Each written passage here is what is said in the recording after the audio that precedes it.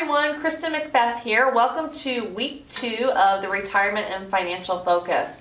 Again, just as a recap, our topic for this month is questions everyone wants to ask a financial planner but are afraid to ask. So this week we are covering how do you know when you're able to retire?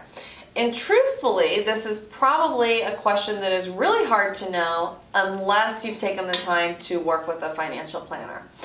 Here in my office, we use incredibly detailed software where we're going to build a year-by-year cash flow for you, accounting for all of your income, your expenses, your liabilities, your taxes, building a big financial picture for you year by year.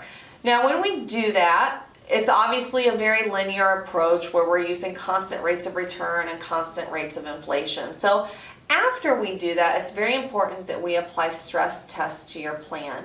We want to make sure that we account for the things that we expect to happen as well as the things that we don't expect to happen. So we want to stress test that to make sure that we see a very high probability of success.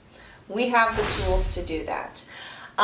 It is a very detailed process. I had a gentleman tell me just last week when we were wrapping up the financial plan that he had worked with other planners in the past that gave a very broad overview, but nothing with as much detail as we cover in our financial plan. I also want to point out we do analysis on your investments, and I'm not going to go into a lot of detail on that, so don't worry about that.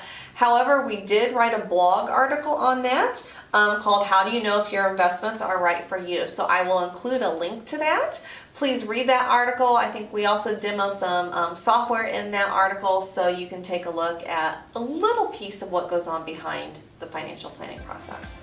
So I hope that answers your question. Join me next week where we're going to talk about what is the cost and the benefit of working with a financial planner.